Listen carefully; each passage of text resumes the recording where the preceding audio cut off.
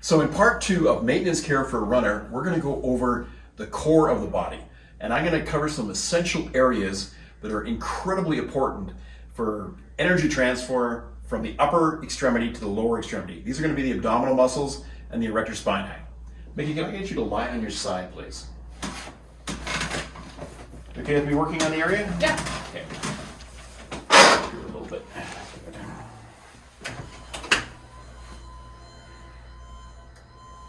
Okay, so I just need to reach in here a bit, if that's okay. Yep. And what I'm going to get you to do, the first one here is just take your leg back here and bring your arm up at the same time over. Okay. Correct. Okay.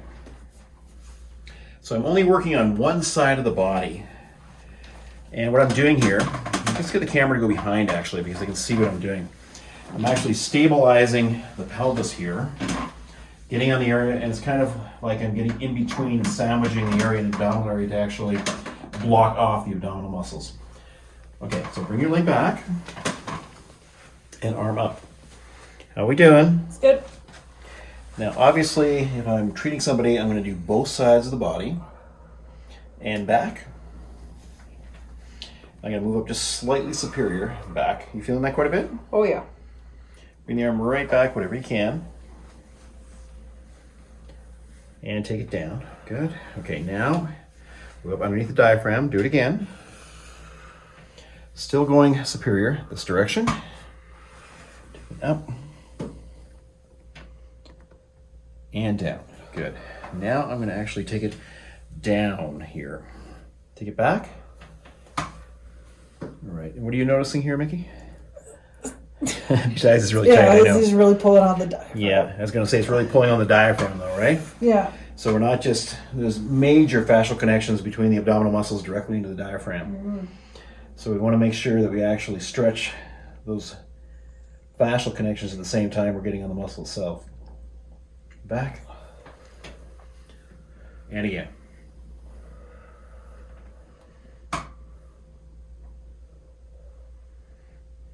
Good. Okay, I'm going to get you to have a seat for a sec here. Now, like I said, I'd be doing both sides of the abdominal region. Now I'm going to get on the erector spinae, the muscles, or paraspinal muscles going straight up and down here. And there's different ways we can actually get on them. We probably want to move superior, inferior, but we want to get some torsion in there too. And there's different techniques that we can use.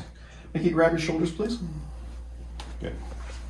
So some of the standard ways, just using bending over, pin and stretch modalities here, they do work well, but I think we can actually do better if we actually take our hand, get in there, bring it down and over. How's that feel, Mickey? That's good. A lot more? Yeah. Okay, down. Good. Now, if we have a free, mobile, unrestricted structure in the erector spinae, we are going to have a lot more stability in the spine.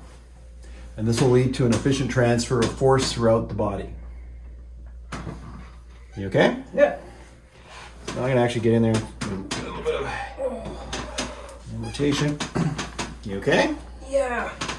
So on this particular case, I'm actually going to do both sides here because I don't want to leave you with a restriction there. Okay. Right over and down. Oh, yeah, Over. something adjusted. And down. Over and down. Take it over into flexion, rotation.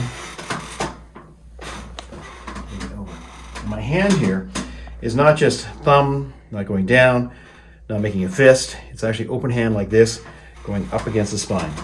You okay? Yep. You can really feel the difference in force in there, can't you? Yeah. So when I go like this with my thumb, what do you feel? Kind of pokey? It's more pinpoint. Yeah, pinpoint, and it actually is a lot of force on my thumb. Yeah. So when I'm here, it's very easy on my hand, probably a lot easier on your back. Yeah.